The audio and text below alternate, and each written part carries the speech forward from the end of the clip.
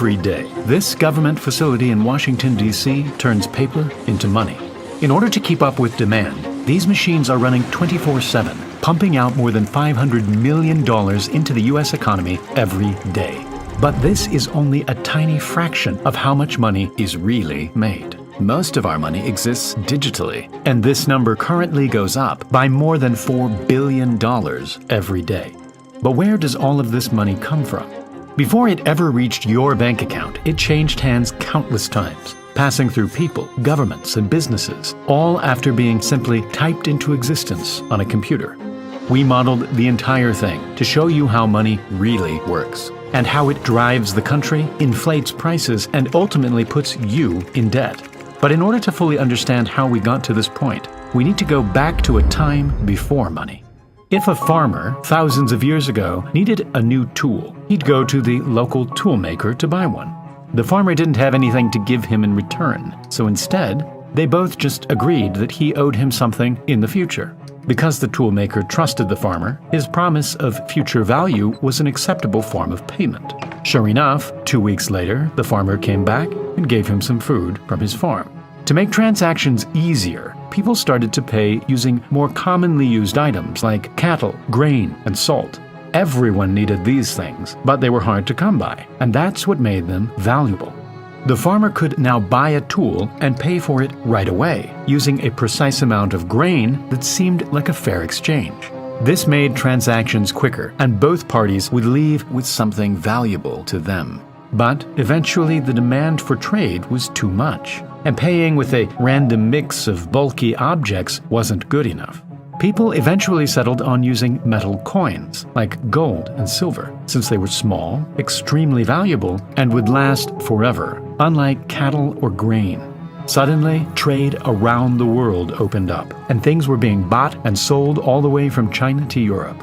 But traveling with so much gold became heavy and dangerous. This was when the whole idea of money started to change. In 17th century London, trusted goldsmiths started to take in people's gold coins, promising to look after them for a small fee.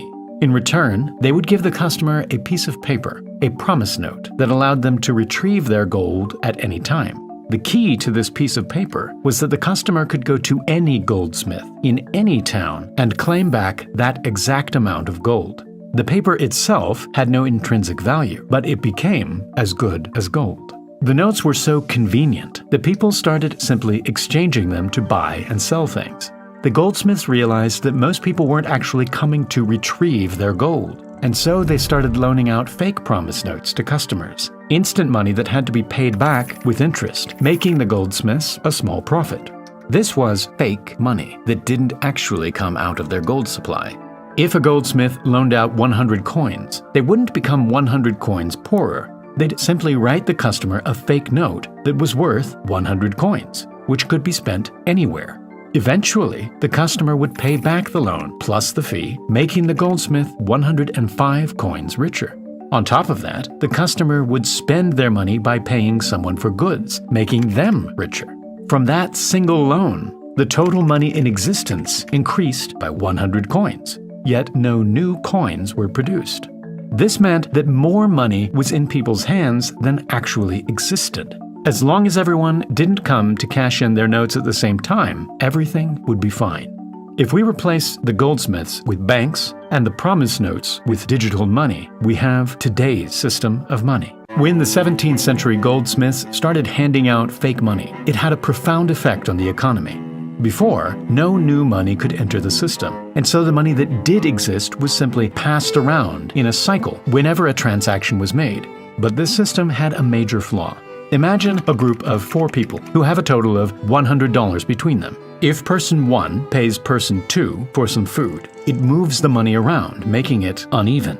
Then person 2 pays person 4 for a service, and the money moves again.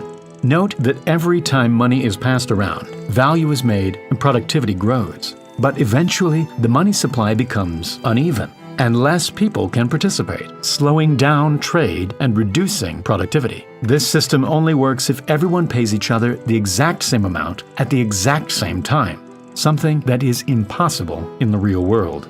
By adding more money into the system, it speeds up the economy, allowing businesses to grow, products to be made, and ultimately advances our civilization. And so, a constant flow of new money is crucial in our current system. But how is this actually done? We think of banks as places that store our money and keep it safe. But that's not really what's going on. When you give a bank your money, they are in debt to you. The numbers you see in your bank account aren't real wads of cash sitting in a vault. They're simply promise notes, showing that the bank owes you money and that you can claim it back whenever you want. A loan is the exact same, but in the opposite direction.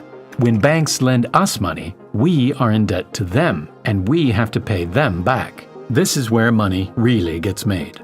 Just like the goldsmiths, when a bank gives out a loan, they don't get poorer. They simply type new money into your bank account. It's brand new money that didn't exist before. The only difference is that when you pay it back, the money gets canceled out, and the bank only keeps the interest. But with that loan, you paid for a new car, and that money eventually made its way to the employees of the dealership.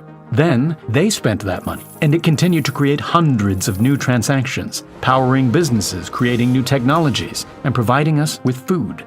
All of this value and productivity would never have happened if new money hadn't entered the system.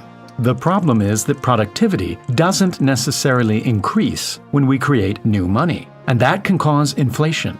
If society starts producing fewer goods, but more money is added into the system, prices will go up, since there is more competition for fewer goods. Because of this, banks have to limit how much money they create. In the past, they could only lend out a portion of the actual cash they had in their backup supply. Nowadays, though, banks have almost complete freedom to create as much money as they like. If they are running low on backup money, they can simply go to the central bank and ask for more money. And that's where things get ridiculous. To create new money, the government creates a bond, which is essentially a loan that provides a steady income. Banks, corporations, and foreign countries buy these bonds from the US government, and this influx of money goes toward the government's budget.